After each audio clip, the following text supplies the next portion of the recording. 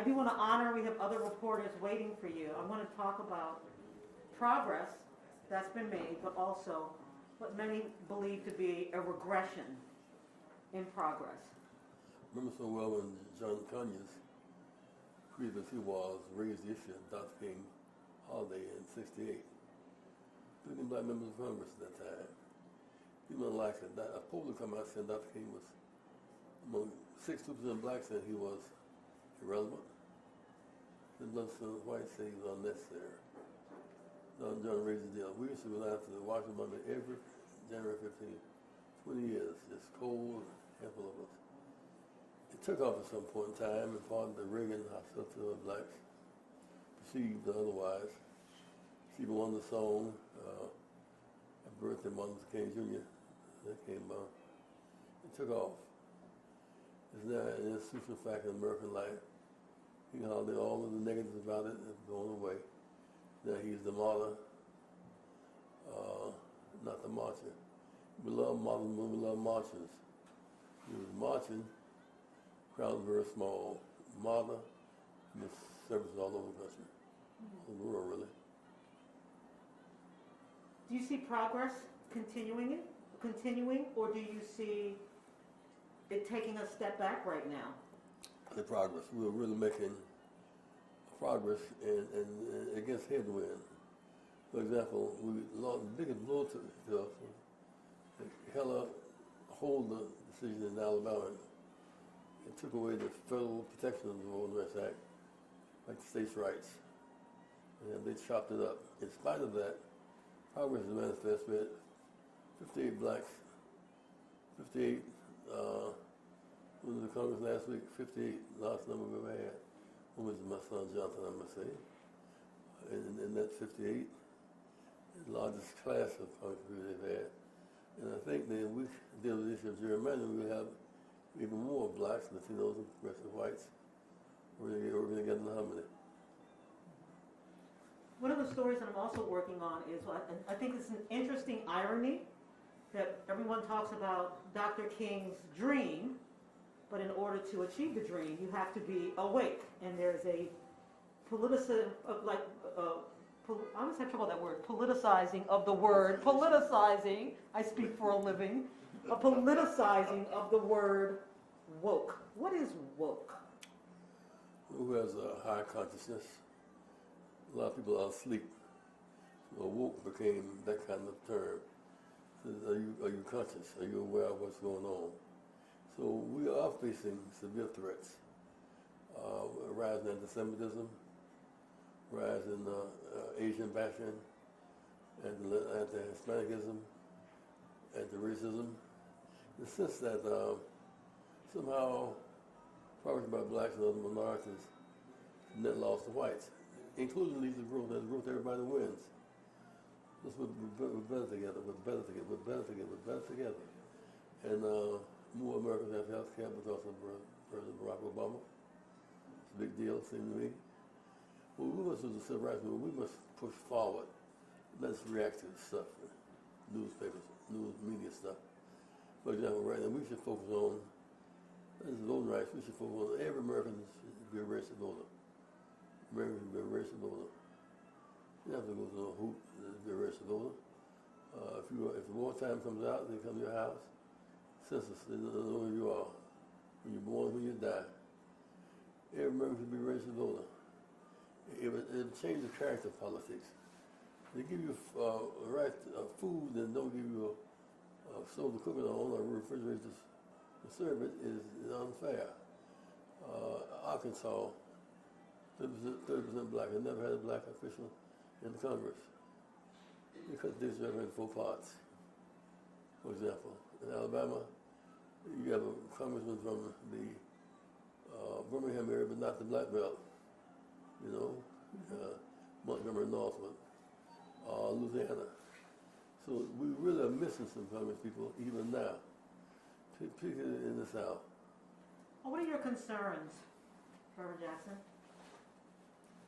One concern is that we should now be on the Universal Voting Rights Act. All Americans should be registered to vote, white, black, and brown. Age 18, students come across the stage with the in one hand and Buddha in the other. Secondly, once the man of these campuses, students begin to act and respond to debt crisis. $100,000, 4 years of college. What can you do? You go to grad school, get more debt. You go to the workforce, and you have a problem with credit card score because $100,000 worth of debt. It affects marriage, it affects life options. Students begin to march in great numbers to campus in America, and they can contact Rainbow Push, Chicago at 930 50th Street, Chicago, Illinois. We're going to have rainbow chapters on these campuses all around the country. It's now march for the right, get an education without having these enormous debts. Now, that's 4 years. What about masters? What about PhDs? Many nurses I met in hospitals really want to be doctors. They can't think of the amount of debt, $500,000. It's just too much. Let me go back to the concept of woke again before we run out of time, because the opposite of woke is asleep. And there are some people who say, well, for instance, Ron DeSantis in Florida was talking about we are an anti-woke state. Does that mean he wants people to be asleep? That's such an interesting juxtaposition. What do you think of that? When you say, I don't want you to be woke. What does that mean? Yes, in some sense, he wants people to be asleep. Don't want people to know their ethnic heritage. Price each of us paid to be Americans. African Americans were 246 years in slavery. And Lincoln signed the Emancipation Proclamation. The first day I greeted the ground as Americans was January 1st, 1863. And then, of course, they killed his vice president, who was a right-winger, a Confederate. And Lincoln's death, they conspired with the right wing in 1896. 1857 court, which ruled blacks had no rights to fight without respect, rule apartheid. 1896 1954. 58 years took ingeniously to work, much time, many dollars to make it happen. Thurgood Marshall comes to make a model ahead of that drive. And Joe Rao, Jewish ally of ours, was a lawyer. So we won that battle. But my God, it's taken so much time to measure the right to vote. I mean, we're still a generation of first this, first that. Black males across the country now. Progress. Dr. King spoke in Washington, which was a dream speech. The only black official in the whole South was Leroy Johnson, son from Atlanta, Georgia. One official in the whole South was a hero guy. That's such a great point when you say that at this day and age we're still saying first this, first that. Before we run out of time, I have another reporter who sent me 2 questions, so let me ask those questions for her if you don't mind, as we do try to help one another out. And so she wanted to know, with all of these honorees from Detroit, how does this city embody, in your view, the legacy of Dr. King, with all of the honorees you'll be hosting this evening? All motivators have taken a major lead. President Ford, General Motors, for example, challenged them over and over again. I've gone to shareholders meetings with shares of stock to open up the industry. So the level of black dealership is behind, yet we keep broadening the base. Every Baltimore has a dealership, has marketing, lawyers. If we stick to procurement budget, we're growing on the industry, and it's an industry where we use it so much, we cannot be driven around, as it were. So that's a big piece of Detroit is the consciousness and more woke people in Detroit because of the labor movement. Blacks are making decent wages here before the word went out that wages demand was legitimate.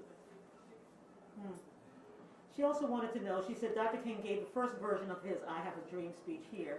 And how was Detroit significant, do you think, to Dr. King? What do you think the city meant to him? Well, you see the black mayors and city council and the like. This state last time went to blue, right? State legislature was blue. The Congress blue, delegation was blue. So that the growth of blacks in Michigan, the coalition, we believe in a rainbow coalition. Black nationalism has no place really in today's world. It's too narrowly focused. You go run for mayor, county exec, you need blacks, whites, Latinos, Asians, and you need a vast body, a rainbow. They're not calling these campaigns a rainbow, but blacks in the Senate seat in Georgia, big deal. Black Pride. President was at one church yesterday. But my friends, over 200,000 whites voted for him. That's the same Georgia that has this label that's an unfavorable label. Same one at the University of Georgia that Shirley Hunter Galt and Dr. Holmes went in with the FBI and the National Guard, actually recruiting blacks. The rest of Herschel Walker. And when this was an All-American football player. So we see things changing.